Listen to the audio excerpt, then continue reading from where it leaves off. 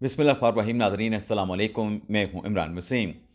नाज़रीन, supreme court में 26वीं आईनी तरमीम के ख़िलाफ़ दायर की गई दरख्वास्तों पर समाअत के लिए फुल कोर्ट तश्कील पर आज जो अदालती कार्रवाई रही, जस्टिस अमीनुद्दीन ख़ान की सरबराही में 8 रुकनी बेंच ने समाअत की है। हामिद ख़ान साहब ने दलाइल दिए हैं। आज की अदालती कार्रवाई में जज साहबान के जो सवालात थे, उन सवालात ने जो 26वीं आईनी तरमीम के लाहौर हाई कोर्ट बार के जो वकील हैं हामिद ख़ान साहब, उन्हें कैसे लाजवाब कर दिया, उन्हें कैसे नॉकआउट कर दिया। जज साहबान के सवालात क्या थे, सवालात में तलखी क्या थी, सवालात में लॉजिक क्या थी, और इसके साथ साथ आज की अदालती कार्रवाई में जो जस्टिस मोहम्मद अली मज़र और जस्टिस आयशा मलिक के माबैन जो हल्की फुल्की नोक चोक हुई है, उस नोक चोक का अहवाल भी आपको बताएंगे। और फिर प्रोसीडिंग में हामिद ख़ान साहब, जिन्होंने आज अपने दलाइल मुकम्मल कर लिए हैं, उन्होंने क्या 2 गलत बयानियाँ की हैं और आज की अदालती कार्रवाई के अहम तरीन 8 नुकात क्या हैं, ये नाज़रीन सारी डिटेल इस प्रोग्राम में आपके साथ हम शेयर करने जा रहे हैं। आज वालिद साहब आए हुए हैं घर पे भावलपुर से, उन्होंने उम्रे की अदायगी के लिए जाना है, तो इस वजह से आज मैंने छुट्टी की और वालिद साहब के साथ घर पे रहा। और जो प्रोसीडिंग है वो मैंने यूट्यूब चैनल पे, जो सुप्रीम कोर्ट का यूट्यूब चैनल है, वहाँ से लाइव देख के मैंने ये तफसीलात निकाली हैं जो आपकी खिदमत में पेश करने जा रहा हूँ। तो प्रोग्राम का नाज़रीन आगाज़ करने से पहले आपसे दरख्वास्त के चैनल को सब्सक्राइब कर लें, बेल आइकॉन का बटन प्रेस करें। वीडियो पसंद आए तो इसे लाइक और शेयर ज़रूर कीजिएगा। सबसे पहले नाज़रीन बात कर लेते हैं आपके नॉलेज के लिए, आपकी इन्फॉर्मेशन के लिए, कि आज जो तोशाखाना 2 केस की अडयाला जेल में समाअत होने जा रही है, आज की अदालती कार्रवाई के हवाले से आपको बताते चलें कि जब मैं प्रोग्राम रिकॉर्ड कर रहा हूं, अडयाला जेल में इस केस की समाअत के लिए इमरान खान और बुशरा बीबी साहबा के सेक्शन 342 का जो बयान कलमबंद होना है, तहरीरी तौर पे देते हैं, ज़बानी तौर पे देते हैं। खान साहब के वकील सलमान सदर साहब पहुंच चुके हैं, कौसैन फैसल मुफ्ती साहब पहुंच चुके हैं, प्रोसिक्यूशन के जो लीडिंग लॉयर हैं जुल्फ़िकार नकवी साहब पहुंच चुके हैं, और अडयाला जेल के बाहर पाकिस्तान तहरीक इंसाफ के कई रहनुमा वो भी मौजूद हैं। इमरान खान साहब की हमशीर गान पहुंच चुकी हैं। इसके अलावा पीटीआई के रहनुमाओं में आपको बताते चलें कि जमाल अहमद एमने, सिमाबिया ताहिर, पंजोथा बरादरान, अली इजाज़ बुट्टर, फ़ारूक ताबिश, आयशा खालिद और खालिद चौधरी, ये भी अडयाला जेल के बाहर पहुंच चुके हैं। तो इस केस में जो भी कार्रवाई होगी नेक्स्ट वीडियो लॉग में उसकी जो तफसीलात हैं वो आपकी खिदमत में पेश करेंगे। अब आते हैं 26वीं आईनी तरमीम की बात कर लेते हैं। नाज़रीन, अदालती कार्रवाई का आगाज़ हुआ तो हामिद ख़ान साहब ने आज ओपनिंग बैट्समैन के तौर पे दलाइल का आगाज़ किया, क्योंकि गुज़िश्ता रोज़ अदालत की जानिब से हामिद ख़ान साहब से कहा गया था कि आप तैयारी कर लें, मैनेज कर लें कि इतने सारे दरख्वास्त गुज़ारान हैं, तो 3 से 4 जो आपके प्रोमिनेंट जो मेन लॉयर हैं वो दलाइल दें, उसके बाद हम ये फैसला करेंगे कि आया कि इस केस में लार्जर बेंच बनना है, फुल कोर्ट बनना है, या यही बेंच प्रोसीड करेगा। तो हामिद ख़ान साहब ने दलाइल का आगाज़ किया और हामिद ख़ान साहब ने कहा कि 26वीं आईनी तरमीम जब पास हुई, 26वीं आईनी तरमीम के पास होने के बाद जो 16 जजेस मौजूद थे, यानी काजी फैसल साहब को निकाल के उन 16 जजेस पर मुश्तमिल जो है आप बेंच तश्कील दें, और वो बेंच जो है इन दरख्वास्तों के ऊपर जो है वो समाअत का आगाज़ करे। अब पहला जो नुक्ता हामिद ख़ान साहब ने दिया फुल कोर्ट का, और फुल कोर्ट भी वो जिसमें 26वीं तरमीम के बाद एलिवेट होने वाले जजेस को शामिल ना किया जाए। अब इस पे जो जज साहबान ने उनसे सवालात किए, वैसे तो ये प्रोसीडिंग सारी आपने लाइव स्ट्रीमिंग के ज़रिए ख़ुद भी देखी होगी, लेकिन इसको बड़े आसान अल्फाज में, ताकि समझने में, क्योंकि बहुत सारी लीगल टर्म्स का भी इस्तेमाल हुआ है, तो आपकी आसानी के लिए आसान अल्फाज में आपको समझाने की और बताने की कोशिश करेंगे। अमीनुद्दीन ख़ान साहब ने हामिद ख़ान साहब से कहा कि हम भी आइन के पाबंद हैं जजेस, आप लॉयर हैं, आप भी आइन के पाबंद हैं। जब तक 26वीं आईनी तरमीम कलअदम ना हो तब तक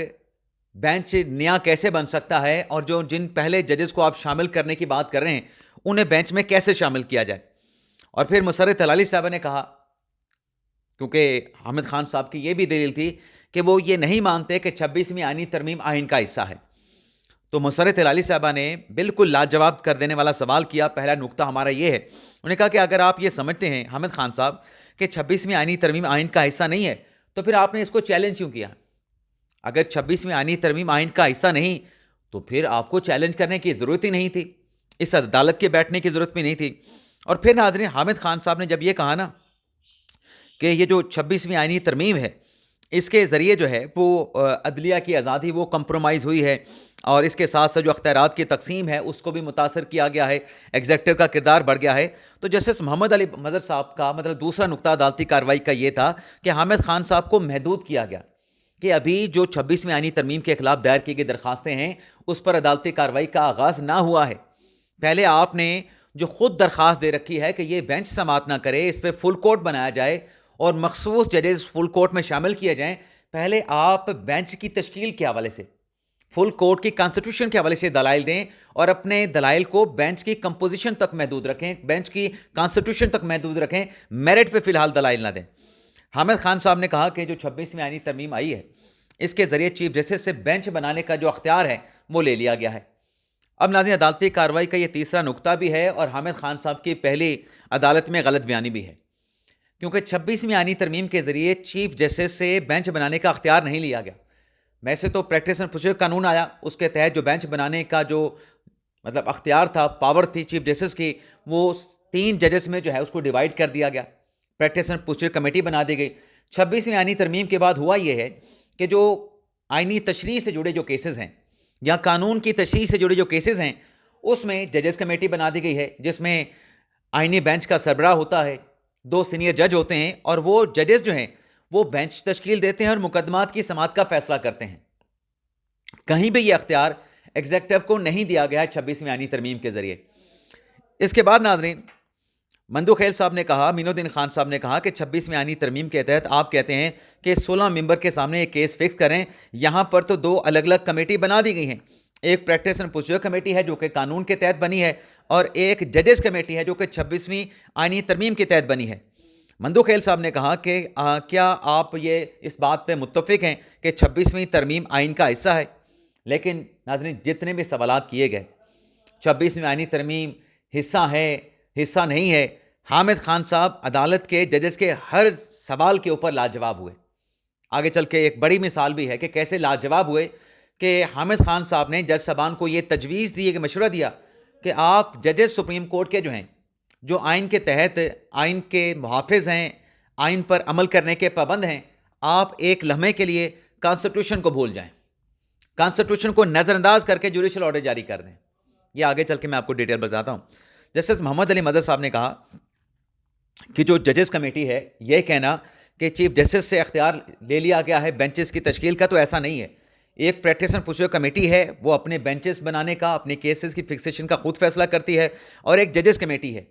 جو اپنے کیسز کی فکسیشن کا اور اپنے بینچ تشکیل دینے کا خود فیصلہ کرتی ہے۔ حامد خان صاحب نے کہا کہ دراصل آپ جلد بازی میں، چونکہ یہ آئینی ترمیم پاس ہوئی ہے، آپ اس ترمیم کو اکتوبر 2024 کے مقام پہ تصور کر کے اپنے آپ کو اس روز سے اس ترمیم کو سنیں، اور جب آپ اس ترمیم کو کالعدم قرار دیں گے تو یہ پہلے دن سے کالعدم جو ہے وہ قرار پائے گی۔ حامد خان صاحب نے کہا کہ اپنے امین الدین خان صاحب نے کہا کہ حامد خان صاحب آپ میرٹ پہ دلائل دے رہے ہیں،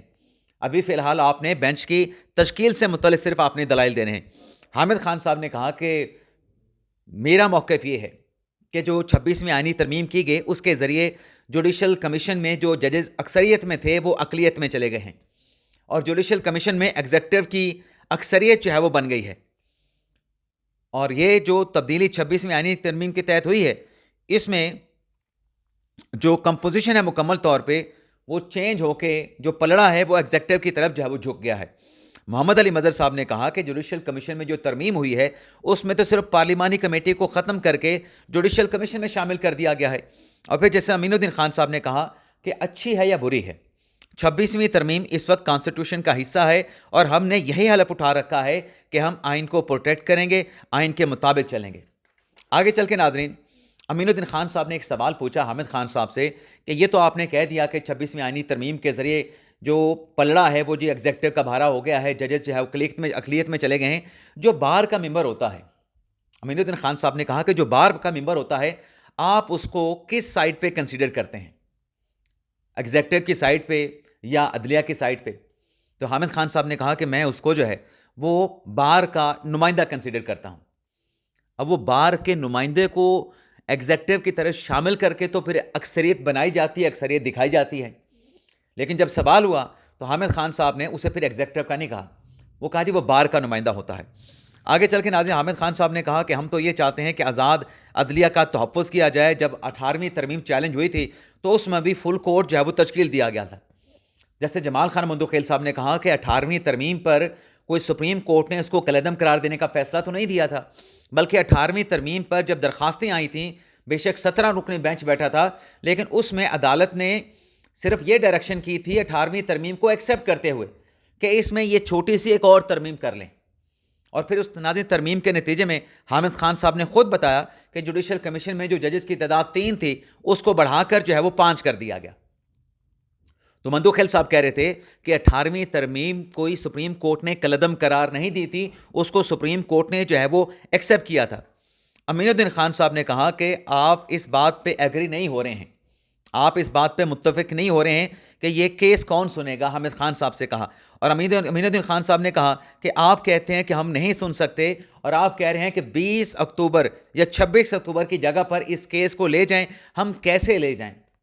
ہم آئین کو کیسے نظر انداز کر دیں؟ ہمارے پاس ایسا اختیار نہیں کہ اس کیس کو 26 اکتوبر 2024 کو جا کے ہم اس کو سن سکیں. یہاں پہ ناظرین عائشہ ملک صاحبہ کی انٹرویو ہوئی. عائشہ ملک صاحبہ نے کہا کہ کیوں، میری نظر میں میرا سوال یہ ہے کہ 26ویں آئینی ترمیم کے بعد بینچ کی تشکیل پر کوئی رکاوٹ نہیں، فل کورٹ بنانے پہ کوئی قدغن نہیں. عائشہ ملک صاحبہ نے کہا کہ ہم روز عدالتوں میں بیٹھ کے جب کوئی بینچ بنانے کی، فل کورٹ بنانے کی، لارجر جج بنانے کی درخواست آتی ہے تو ہم اس طریقہ کار میں نہیں آتے کہ طریقہ کار کیا ہوگا. ہم اس میں آرڈر کر دیتے ہیں کہ اس میں لارجر بینچ بنا دیں، اس میں فل کورٹ بنا دیں، اور پھر چیزیں اپنے آپ جب وہ چلنا شروع ہو جاتی ہیں اور جو جوڈیشل آرڈر ہے وہ ایگزیکیوٹ ہو جاتا ہے. اب عائشہ ملک صاحب میرے خیال سے بھول گئیں کہ ان کا 22 جولائی والا فیصلے کا کیا حشر نشر ہوا تھا. چلیں 22 جولائی والا فیصلہ ایک لمحے کے لیے سائڈ پہ بھی رکھ دیں، لیکن کیا فل کورٹ تشکیل دینے کا اس کیس میں جو آرڈر ہونا ہے، جوڈیشل آرڈر جو بھی ہونا ہے، ججز نے آئین اور قانون کے اندر رہتے ہوئے جوڈیشل آرڈر کرنا ہے نا. اب آرٹیکل 191A کا بار موجود ہے، اس آرٹیکل 191A کے بار کو آپ کیسے ایکسکلوڈ کر سکتے ہیں؟ اس سے باہر آپ جا نہیں سکتے. اور یہ بات آگے جا کے کی جسٹس محمد علی مدر صاحب نے، نام تو انہوں نے عائشہ ملک صاحبہ کا نہیں لیا، حامد خان صاحب کو مخاطب کیا کہ آپ جو بات کہہ رہے ہیں 26ویں آئینی ترمیم کے حوالے سے وہ کانسٹیٹیوشن کا ابھی تک حصہ ہے. جوڈیشل آرڈر کی جو یہاں پہ بات کی گئی، جوڈیشل آرڈر جیسے محمد علی مدر صاحب نے کہا کہ وہ بھی کانسٹیٹیوشن کے اختیارات کے تحت ہی ہو سکتا ہے. دیکھنا ہوگا کہ اس نوعیت کا جوڈیشل آرڈر کرنے کا کیا عدالت کے پاس اختیار ہے؟ کیا آرٹیکل 187 استعمال کر لیں، کمپلیٹ جسٹس والا؟ اب یہ میرے خیال سے طنز تھا، میرے خیال سے طنز ہو سکتا ہے طنز نہ ہو، جس پر حامد خان صاحب نے کہا کہ بالکل آرٹیکل 187 منصور شاہ صاحب والا جو ہے اختیار استعمال کر لیں. پھر ناظرین جیسے نعیم اختر افغان صاحب نے جو حامد خان صاحب کہہ رہے تھے فل کورٹ بنا دیں، فل کورٹ بنا دیں، مسرت ہلالی صاحب نے بھی سوال کیا کہ آپ نے کیا مجاز اتھارٹی کو یعنی امین الدین خان صاحب کو درخواست دی تھی کہ اس کیس میں فل کورٹ بنایا جائے؟ اس کا جواب نہیں آیا. پھر جسٹس نعیم اختر افغان صاحب نے کہا کہ حامد خان صاحب کو مخاطب کر کے کہ خان صاحب ایسے لگتا ہے کہ جیسے آپ خود بھی اپنے دلائل کے حوالے سے کلیئر نہیں ہیں. آپ نے جو متفرق درخواست دائر کی ہے جس میں آپ فل کورٹ بنانے کی بات کر رہے ہیں، اس میں فل کورٹ بنانے کے حوالے سے آپ نے یہ نہیں کہا کہ اس میں ڈائریکشن جاری کی جائیں. آپ نے ڈائریکشن جاری کرنے کی تو بات کی ہی نہیں کہ یہ بینچ کس کو ریفر کرے بینچ بنانے کے لیے کہ فل کورٹ بنایا جائے، اور یہ عدالت بیٹھ کے کس کو ریفر کرے؟ جس پہ حامد خان صاحب نے کہا کہ میں نے کہا کہ چیف جسٹس کو ریفر کریں، چیف جسٹس یا افریدی اس پہ فل کورٹ تشکیل دیں. تو محمد علی مدر صاحب نے کہا کہ دو چیزیں اب الگ الگ ہو گئی ہیں. جو عام کیسز ہیں، ریگولر کیسز ہیں، اس پہ ججز کمیٹی اپنا پریکٹس اینڈ پروسیجر کمیٹی ہے، اور جو آئینی کیسز ہیں جیسے یہ 26ویں ترمیم کا کیس ہے، اس پر ججز کمیٹی ہے، ججز آئینی کمیٹی ہے. کیا آئین کی خلاف ورزی کرتے ہوئے اس پر بینچ تشکیل کا جو معاملہ ہے وہ ہم بھجوا دیں پریکٹس اینڈ پروسیجر کمیٹی کو؟ کیسے ہو سکتا ہے؟ آئین کی خلاف ورزی کیسے کریں؟ پھر جسٹس مندوخیل صاحب نے کہا، جمال خان مندوخیل صاحب نے، کہ آرٹیکل 191 کی رکاوٹ موجود ہے، اس کو ہم نظر انداز نہیں کر سکتے. جس پر حامد خان صاحب نے کہا کہ آپ ایک لمحے کے لیے آرٹیکل 191A کو نظر انداز کر کے آپ جوڈیشل آرڈر کے ذریعے فل کورٹ بنانے کا حکم دے دیں. مندوخیل صاحب نے کہا کہ کس طریقے سے ہم اس کو نظر انداز کر سکتے ہیں؟ ہم تو آئینی ترمیم کو کالعدم قرار دے سکتے ہیں، لیکن وہ بھی اس ترمیم کے اوپر آپ کے دلائل سننے کے بعد. لیکن جب تک وہ ترمیم موجود ہے ہم آرٹیکل 191 کو جو ہے وہ نظر انداز نہیں کر سکتے. بلکہ جب حامد خان صاحب نے یہ کہا نا کہ آپ ایک لمحے کے لیے آرٹیکل 191A کو بھول جائیں، تو جسٹس جمال خان مندوخیل، جسٹس محمد علی مظہر اور جسٹس امین الدین خان صاحب نے ایک ساتھ یہ کہا کہ پھر یہ جو آپ بات کریں کہ آرٹیکل 191A کو ہم بھول جائیں، یہ آئینی بینچ بنا ہی آرٹیکل 191A کے تحت ہے، تو جب ہم آرٹیکل 191 کو بھول جائیں گے تو یہ بینچ تو موجود ہی نہیں رہے گا، یہ بینچ ہی ختم ہو جائے گا، تو پھر ہم آرڈر کیسے جاری کر سکتے ہیں؟ بلکہ امین الدین خان صاحب نے یہ کہا کہ آرٹیکل 191 کے تحت تو سپریم کورٹ ہی ختم ہو جائے گی، آپ کہتے ہیں کہ آرٹیکل 191 کو نظر انداز کر دیں۔ اب یہ میرے خیال سے یہاں پہ جج صاحبان نے حامد خان صاحب کو مکمل ناک آؤٹ کر دیا، کلین بولڈ کر کے رکھ دیا کہ جس آرٹیکل کو آپ نظر انداز کرنے کی بات کر رہے ہیں اسی کی تخلیق تو یہ آئینی بینچ ہے جس میں آپ فل کورٹ بنانے کی درخواست کر رہے ہیں۔ تو جب آرٹیکل 191A نہیں ہوگا تو پھر ہمارا وجود کیسے باقی رہے گا؟ پھر ناظرین آگے چل کے مندوخیل صاحب نے کہا کہ یہ جو بینچ ہے یہ چیف جسٹس نے نہیں بنایا ہے، اور پھر جسٹس محمد علی مظہر صاحب نے کہا کہ آرٹیکل 191 کو اگر ہم نظر انداز کر دیں، ہم اس کو کیسے ریڈنڈنٹ کر سکتے ہیں،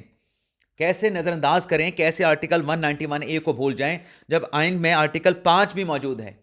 کہ تمام شہری آئین کے تابعدار ہوں گے، آئین کے وفادار ہوں گے، اور ہم تو ججز بھی ہیں شہری ہونے کے ساتھ ساتھ،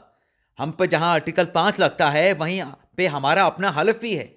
کہ ہم نے آئین کے اندر رہ کے، قانون کے اندر رہ کے اپنے اختیارات کو استعمال کرنا ہے۔ جیسے جمال خان مندوخیل صاحب نے آخر میں کہا کہ دیکھیں حامد خان صاحب کہ کیا 17 ججز نے جو نقطہ طے کر دیا ہے اس نقطے کو چھوٹا بینچ ریورس کر سکتا ہے؟ حامد خان صاحب نے کہا کہ نہیں، جو 17 ججز نے نقطہ طے کیا اس کو چھوٹا بینچ ریورس نہیں کر سکتا۔ تو پھر مندوخیل صاحب نے کہا کہ کیا پھر آپ اس بات پہ خوش نہیں ہوں گے کہ ماضی کا جو فیصلہ ہے وہ بھی برقرار رہے اور چھوٹا بینچ اس کیس کی سماعت کرے؟ اس کے بعد ناظرین حامد خان صاحب نے کچھ عدالتی فیصلوں کا حوالہ دیا کہ ماضی میں بھی اس نوعیت کے کیسز میں فل کورٹ بنے، لارجر بینچ بنائے گئے، تو یہاں پر بھی بنا دیں، جس پر جسٹس مسرت ہلالی صاحب نے کہا کہ آپ جن مقدمات کا حوالہ دے رہے ہیں ان کی فہرست بھی آپ دے دیں، اور مسرت ہلالی صاحب نے کہا کہ ایک ترمیم سے جو پوری عدالت ہے اس کا چہرہ تبدیل ہو گیا ہے، کیا آپ چاہتے ہیں کہ فل کورٹ بیٹھ کر اس معاملے کو ہمیشہ کے لیے طے کرے؟ تو یہ ناظرین عدالت کے سوالات تھے، اور ان سوالات کا جیسے میں نے آپ کو بتایا کہ حامد خان صاحب کوئی سالڈ جواب نہیں دے سکے۔ میں آئے بھائیں شائیں کا لفظ استعمال نہیں کروں گا، بہت سینئر ہیں، بہت قابل احترام لائر ہیں، لیکن ایسا کوئی نقطہ فی الحال حامد خان صاحب نے بینچ کے سامنے نہیں رکھا جس پر عدالت سیٹسفائیڈ ہو کے اس پر فل کورٹ بنانے کی طرف چلی جائے۔ ہو سکتا ہے کل کوئی اور وکیل دلائل دیتے ہوئے عدالت کو سیٹسفائیڈ کر دے کہ اس میں لارجر بینچ بنانا، فل کورٹ بنانا کیوں ضروری ہے اور کیسے بن سکتا ہے، تو کل 11:30 بجے تک اس کیس کی سماعت کو ملتوی کیا گیا ہے۔